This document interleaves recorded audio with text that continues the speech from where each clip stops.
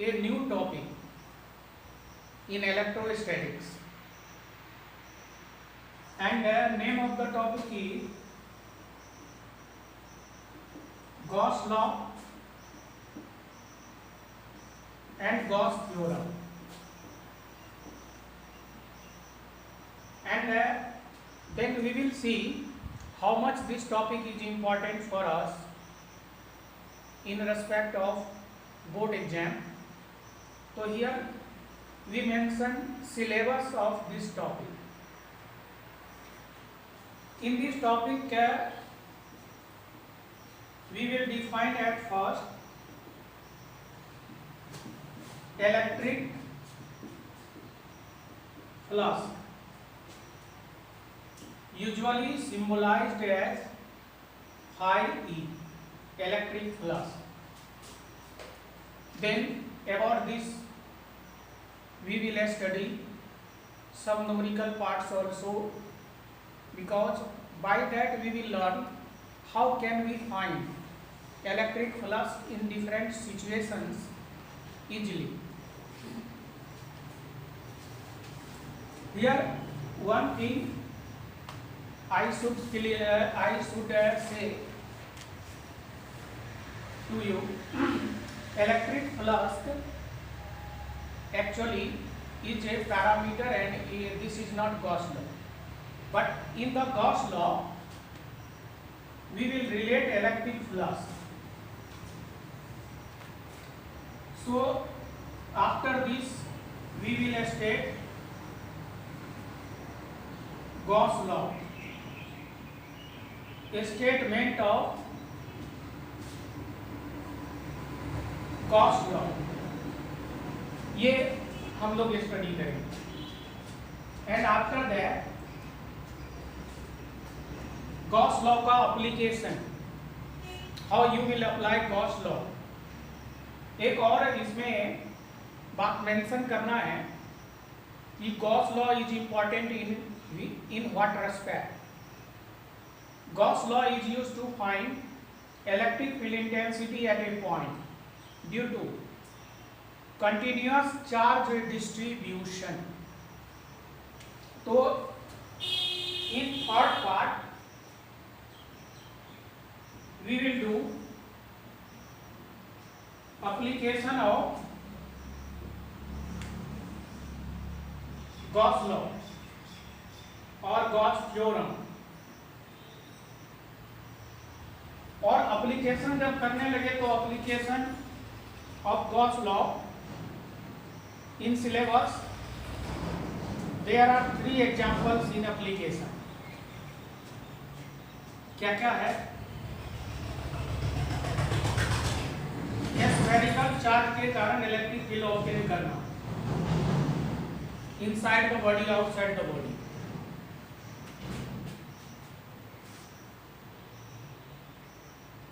Linear charge के कारण electric field obtain करना in the surrounding.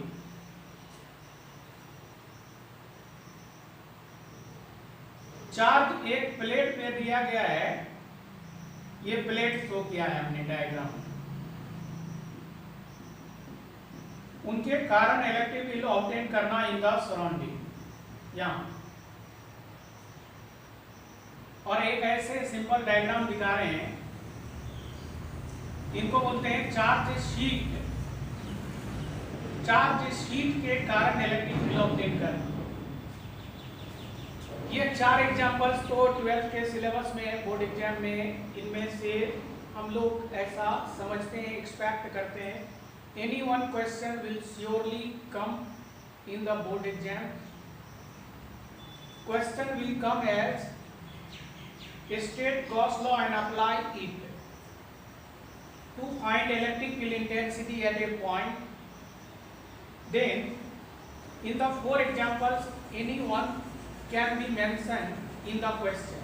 Find electric field at a point due to a spherical charge, linear charge, plate charge, sheet charge. But in the 4 examples these two are more important.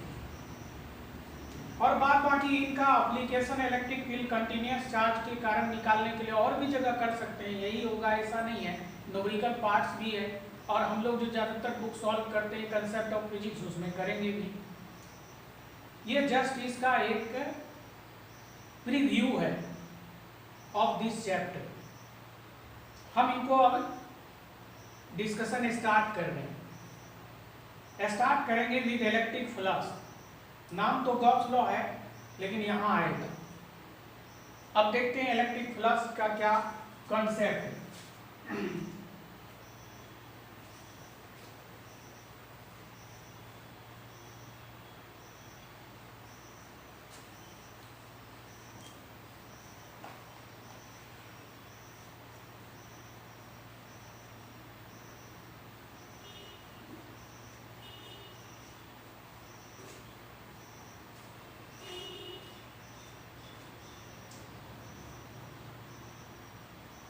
पहले हम electric flux को mathematically ऐसे first state कर देते हैं, क्योंकि ये हम लोगों का टारगेट ऑफ डिस्कशन हो जाएगा। इसी पे डिस्कशन स्टार्ट करेंगे in detail. Electric flux is the dot product of, ऐसे डिफाइन किया जाता है, an electric flux is the dot product of the electric field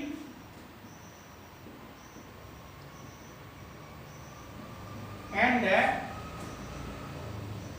area vector। ये स्टेटमेंट को मैथमेटिकली कैसे लिखेंगे? Mathematically phi E is the notation of the electric flux, यहां use किया हुआ है, उसका सिंबल है। Will be written E vector dot area vector. ये फाइनाइट एरिया है बड़ा। इन केस अगर छोटा छोटा एरिया लेंगे, छोटा छोटा area, in case of infinitesimally small area, ये ऐसे लिखा जाएगा अंडर इंटीग्रेशन dA।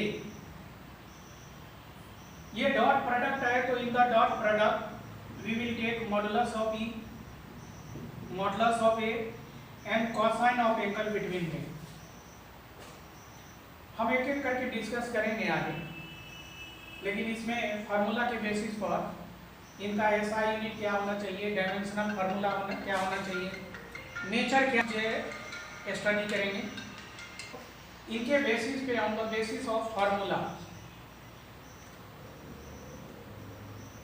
इनके बेसिस पे on the basis of formula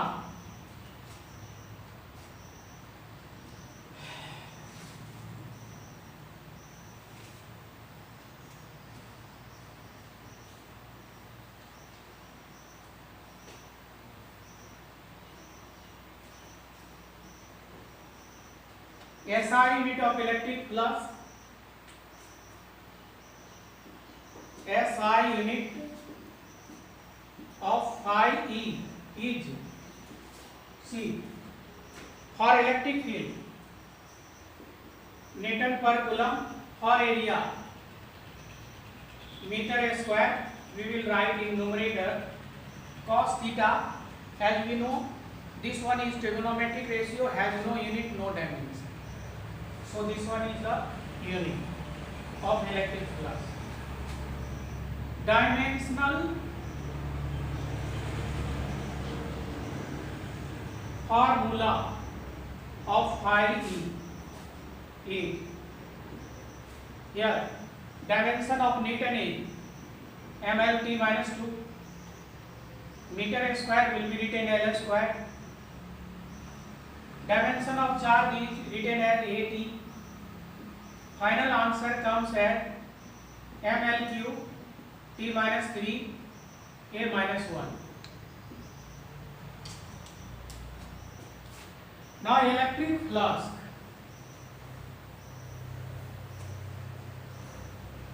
कैसा क्वांटिटी है, स्केलर एंड वेक्टर। ये जानना इसलिए इम्पोर्टेंट है कि अगर इलेक्ट्रिक फ्लक्स के सम, सब्ट्रैक्शन, मल्टीप्लिकेशन वगैरह निकालना रहेगा तो क्या करेंगे, वेक्टर का अलग रूल होता है, स्केलर का अलग। तो as electric flux is the dot product of electric field and area vector and you know very well the dot product, ये तो सिंपल एक इसका लॉजिक है कि dot product of two vectors gives a scalar. तो इसमें कोई tension ही नहीं है, स्केलर है, डायरेक्शन है नहीं, डायरेक्शन का टेंशन लेना नहीं है। सिंपल अलजेब्रा से ऐड, सब्ट्रैक्ट, मल्टीप्लाई करते जाना है फॉर इलेक्ट्रिक फ्लक्स। तो belongs to a scalar.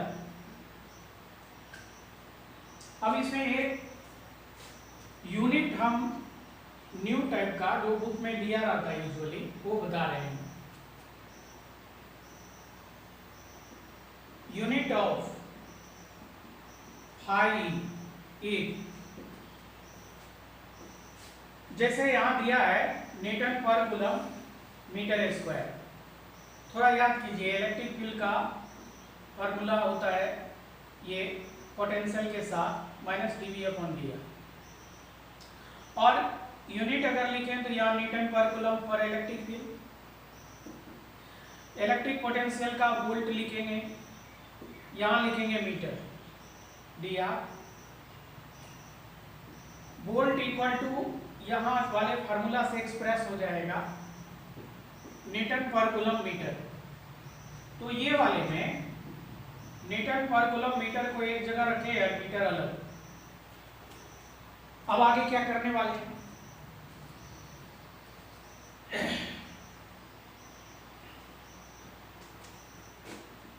Newton metre पर कूलम को लिख दिए वोल्ट और इधर लिख दिए मीटर, वोल्ट मीटर। कभी कभी ये क्वेश्चंस आपसे कोई पूछ सकता है, वोल्ट मीटर क्या चीज का यूनिट है, बड़ा कंफ्यूजिंग सिचुएशन है, आप कंफ्यूज हो जाइएगा, सोचने लगेगा वोल्ट मीटर तो एक डिवाइस है, यूनिट कहाँ है, वोल्ट मीटर एक डिवाइस है, यूनिट कहाँ है। Always you say like this, but you should remember volt hyphen metre is the unit of electric flux, उसका होता है वोल्ट मीटर। अब now in the electric flux जो हमने यूज किया है, इलेक्ट्रिक फील्ड यूज किया है, एरिया वेक्टर यूज किया है,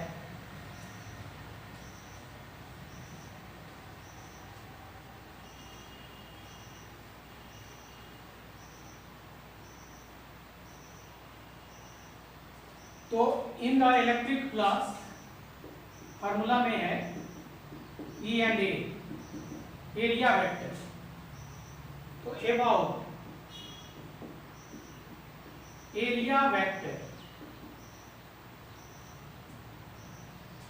यूजुअली पढ़ने वाले लर्नर्स हमेशा ये बोलेगा कि सर अभी तक तो एरिया क्लास 11 में पर ये स्केलर है, यहाँ एरिया को वेक्टर बना रहे हैं, क्यों? तो इसके इन फेवर ऑफ दैट एक सिंपल कंसेप्ट है, कोई भी फिजिकल क्वांटिटी में अगर मैग्नीट्यूड एंड डायरेक्शन, क्या एरिया वेक्टर, और इसमें अगर कोई भी फिजिकल क्वांटिटी के साथ मैग्नीट्यूड एंड डायरेक्शन दोनों कंसीडरेबल हो जाएगा कहीं डिस्कशन में किसी भी जगह, तो उसको वेक्टर जैसे ट्रीट करेंगे। तो सबसे पहला तो ये कंसेप्ट है कि with any physical quantity in consideration if we need magnitude as well as direction, that quantity will be considered as vector. यहाँ सवाल है एरिया को क्यों कंसिडर करेंगे वेक्टर? जब एरिया से किसी चीज का फ्लो, किसी चीज का बहना कंसिडर करेंगे तो वहाँ एरिया का डायरेक्शन मैटर करता है। हम आपको एक एग्जांपल से समझा रहे हैं। जैसे देखिए ये concept of physics part 2 book है मेरे हाथ में, this is the rectangular form of the book और इनको क्या कहते हैं, पेरीमीटर ऑफ द बुक। अब ये क्या है, ये इनका पेरीमीटर के अंदर से कोई चीज फ्लो हो रहा है, जैसे वाटर एयर फ्लो हो रहा है और एयर वाटर ऐसे आ रही है, तो इस बुक को ऐसे रखे हैं तो एयर वाटर इनसे जो पास होगा, थोड़ा और सिचुएशन देखिए, इनको ऐसे रखे हैं। अब इसके पेरीमीटर से एयर वाटर ऐसे आ रही है, ऐसे, तो इनके अंदर से पास नहीं होगा। उस समय में इनके अंदर से एयर वाटर का फ्लो जीरो हो जाएगा। थोड़ा ऐसे टर्न किए, एयर वाटर का फ्लो बढ़ने का अमाउंट इनसे बढ़ने लगा, परपेंडिकुलर रखिए, सबसे ज़्यादा होगा। तो सवाल ये है, when we consider flow of something through the perimeter of the area, then direction of the area कैसे लिया है with the direction of the flow, वो मैटर करता है। तो वहाँ पर ये डायरेक्शन कंसीडर करना पड़ेगा वैल्यू के साथ साथ, तो वहाँ एरिया हो जाएगा क्या, वेक्टर। तो इसमें एक कंसेप्ट बन गया एरिया वेक्टर के लिए।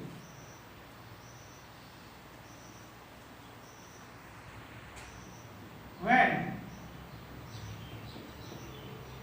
we consider the flow of something, usually water air, through the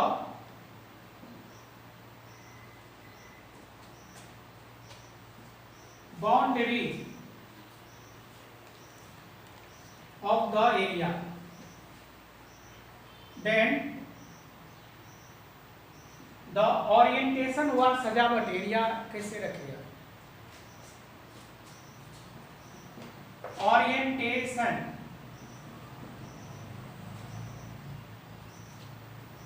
of the area with the direction of the flow is considerable। तब उस समय में हम लोगों को ये कंसीडर करना पड़ेगा। And under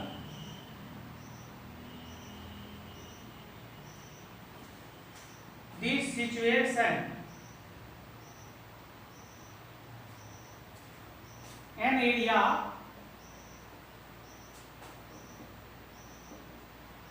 will be considered as vector. तब उस समय में एरिया को वेक्टर लेना पड़ेगा। तो ये एरिया को कब हम लोग वेक्टर लेंगे, उनका एक कंसेप्ट है, ऐसे लेंगे। अब जब एरिया को वेक्टर लेंगे तो एरिया वेक्टर का डायग्राम में रिप्रेजेंटेशन कैसे करेंगे, उनका क्या कंसेप्ट है।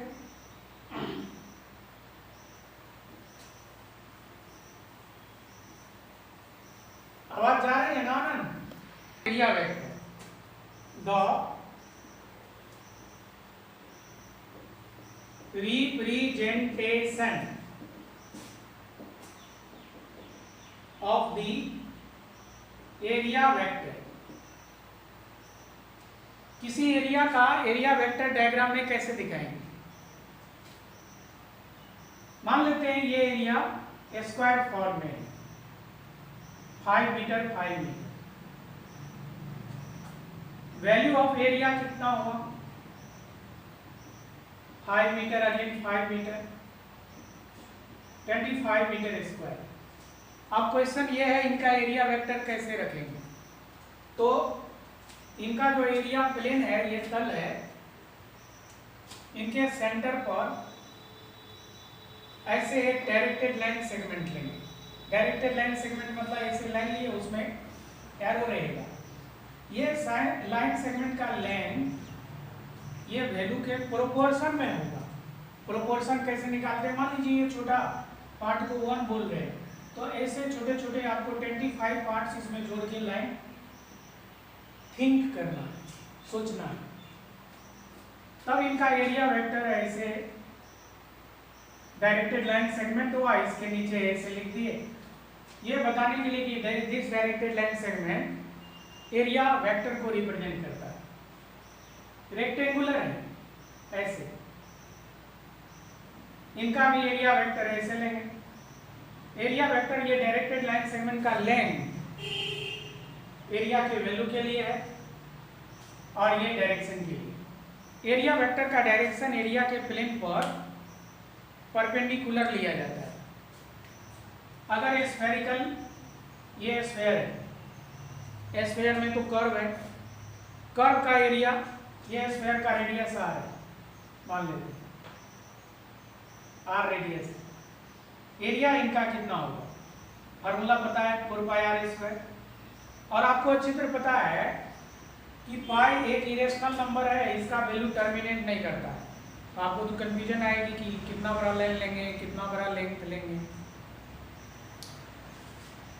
तो जब ये टर्मिनेट करता ही नहीं तो कितना, मतलब फिनिश होता ही नहीं तो कितना बड़ा लेंथ लेंगे, ये ऐसे सोचने से सॉल्व होगा नहीं। तब इसका कुछ टेक्निक्स लगाना पड़ेगा। क्या टेक्निक? ऐसे केस में हम लोग क्या करेंगे, ये बड़े वाले एरिया को छोटे छोटे एरिया में कंसीडर करेंगे।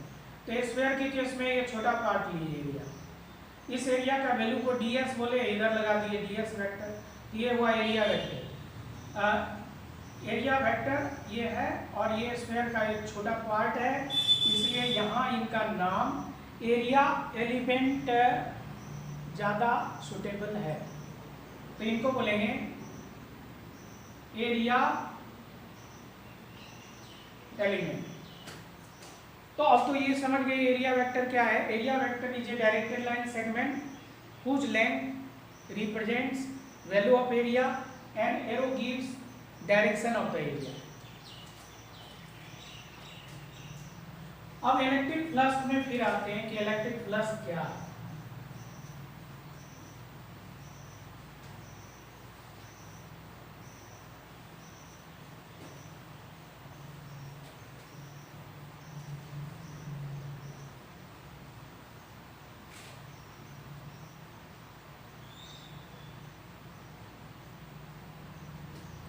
इलेक्ट्रिक फ्लक्स को डिफाइन ही किया गया है आई ई डॉट ए।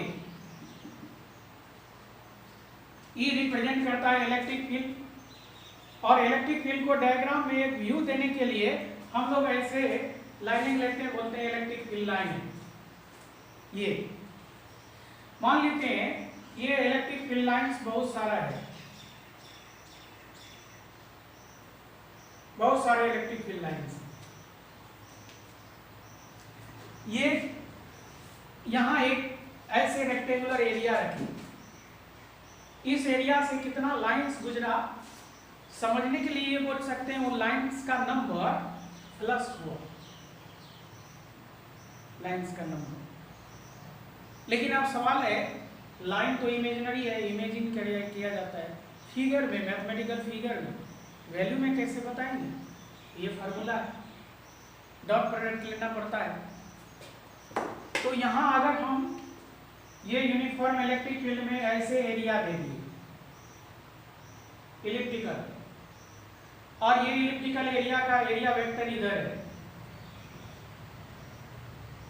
और ये इलेक्ट्रिक फील्ड का डायरेक्शन है, तो ये एरिया से कितना लाइंस गुजरा, कितना इलेक्ट्रिक फील्ड का स्ट्रेंथ पास हुआ, वो बताने के लिए आपको यहाँ डॉट प्रोडक्ट लेना पड़ेगा और उनके लिए दोनों के बीच का एंगल थीटा लेना पड़ेगा। तब इस फिगर में फाई को बोलने लगेंगे E dot A equal to हुआ E A and then cos theta, ऐसे यूज करेंगे। ये एक मैथमेटिकल रिप्रेजेंटेशन है, और इस मैथमेटिकल रिप्रेजेंटेशन पे एक दो क्वेश्चंस करा रहे हैं तो और अच्छी तरह से समझ में आएगी। इलेक्ट्रिक फ्लक्स क्वेश्चंस हम ले रहे हैं कंसेप्ट ऑफ फिजिक्स पार्ट 2 से। इसमें गॉस लॉ वाले चैप्टर में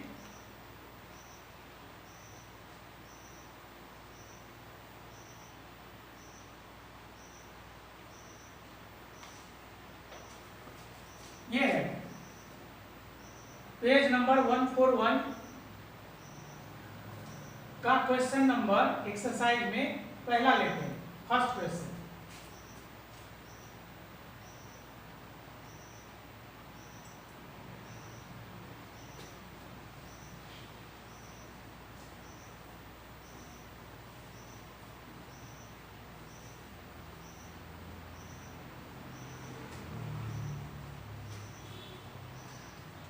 इनका पहला क्वेश्चन है, ऐसे 141 पेज नंबर का फर्स्ट क्वेश्चन है, यहाँ दिया हुआ। क्वेश्चन लिखने में टाइम लग जाएगा, इसलिए तुम लोग अपना बुक से देख लेना। क्वेश्चन हम यहाँ पर देते हैं। The electric field in a region is given by E vector equal to 3/5 E0 I cap plus 4/5 E0 J cap with E0 का वैल्यू अलग से बताया है 2 into 10 to the power 3 है न्यूटन पर कूलम।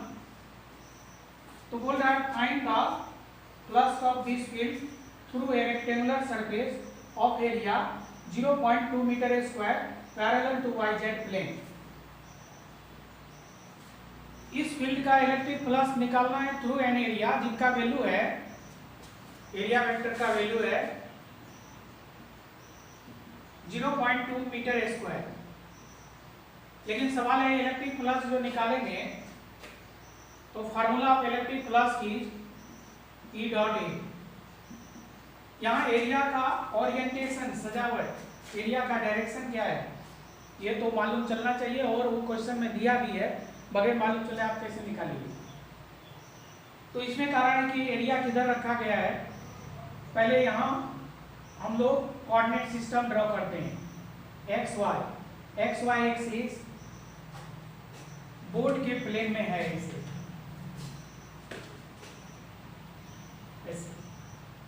और जेड एक्सिस ऐसे जो परपेंडिकुलर रहता है, यहाँ परपेंडिकुलर तो हम लोग दिखा नहीं पाएंगे, कोई उपाय नहीं, मैजिशियन नहीं कर सकता है, हम लोग तो ऐसे ही कर सकते हैं ऐसे। और इलेक्ट्रिक फील्ड का दो कंपोनेंट है, मतलब ये एक्स वाई कोऑर्डिनेट में इलेक्ट्रिक फील्ड दोनों तरफ है, इधर भी है इधर भी है, आई कैप जे कैप भी होता है। लेकिन एरिया कैसे सजाया गया है, एरिया सजाया गया है पैरेलल टू YZ प्लेन। ये देखिए ये y एक्सिस है, ये z एक्सिस है, बोलता है YZ के पैरेलल। ऐसे हम थोड़ा ड्रॉ कर रहे हैं, रेक्टेंगुलर टाइप का ड्रॉ कर देते हैं एरिया। ये पैरेलल टू YZ प्लेन हुआ, इधर एरिया वेक्टर हुआ, ऐसे लिखेंगे 0.2 I कैप। तो ये तो देखने से ही समझ में आ रहा है इसका एक्स वाला जो कंपोनेंट है फील्ड का वो इनसे पास करेगा, वाई वाला कंपोनेंट ऐसे एरिया को टच करते हुए ऐसे भाग जाएगा, इसका प्लस नहीं होगा, इनका होगा। लेकिन कितना होगा ये क्वेश्चन तो पूछा है, तो उसके लिए क्या करेंगे, अब आ जाते हैं फार्मूला में। फार्मूला यहाँ क्या कर रहा है E डॉट ए, तो E डॉट ए कैलकुलेट कर लेते हैं, कैलकुलेशन ही आंसर दे देगा।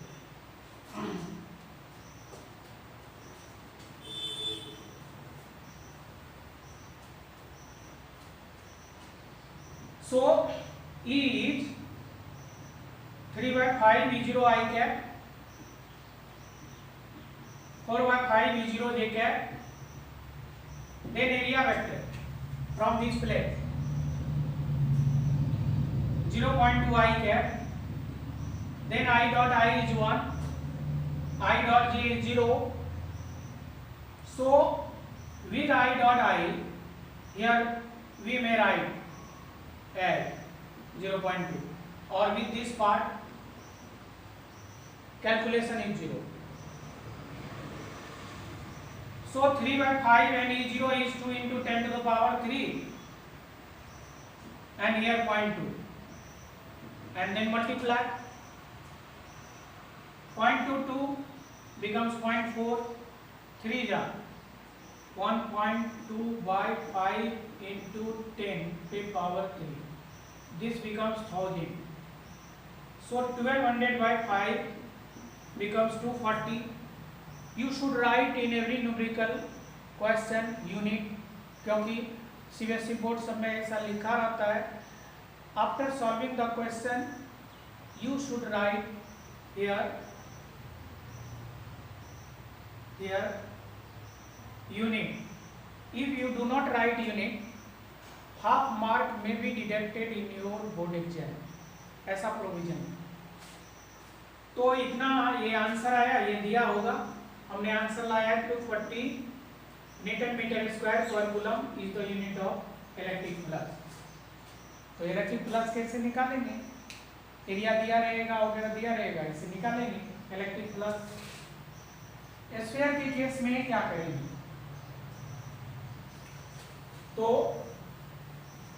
स्फीयर के केस में इरेगुलर कर्व एरिया के केस में जो एरिया कर्व है उसमें इंटीग्रेशन प्रोसेस से निकालेंगे.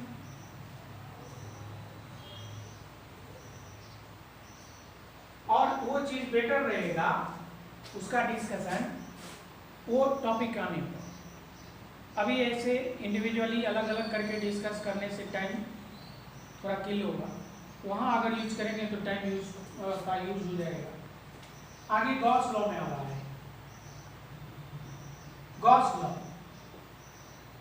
और थ्योरम.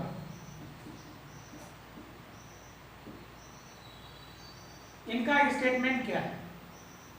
गॉस साहब एक फेमस मैथमेटिशियन थे और ये बहुत सोच विचार के आफ्टर वेरियस एक्सपेरिमेंट्स एनालिसिस एक कंक्लूजन दिया जो उनके ऑनर में सम्मान में गॉस लॉ और गॉस थ्योरम कहलाता है. ये इलेक्ट्रिक फ्लक्स के हेल्प से इलेक्ट्रिक फील्ड निकालने का एक मैथमेटिकल मेथड दिया था. तो Gauss law and Gauss theorem, this law states that the total electric flux through a closed surface. ये बड़ा इंपॉर्टेंट पॉइंट है इसके लिए. क्लोज सरफेस बंद होना चाहिए. स्फीयर वगैरह ये रेक्टेंगुलर एरिया ओपन एरिया है. क्यूब क्लोज हुआ. सिलेंडर नीचे ऊपर से ढक देंगे तो क्लोज हुआ. This law states that the total electric flux through a close surface is always, कोई कंफ्यूजन नहीं रहना चाहिए, हमेशा always is always equal to the total charge enclosed by the surface to the permittivity of the medium. Mathematically इनको कैसे लिखेंगे? Total flux को ऐसे इंटीग्रेशन साइन में शो करते हैं और ये इक्वल टू होता है क्यू इनक्लोज बाय एप्सिलॉन 0. अभी हमने यहां तक किया है. नेक्स्ट लेक्चर में इनके आगे करेंगे. आप लोग इनको देखते रहिए, सब्सक्राइब करते रहिए, लाइक डिसलाइक करते रहिए, फीडबैक देते रहिए और ताकि उनसे हम लोग अपने को एसेस कर सकें. Thank you. और ये बोल रहे थे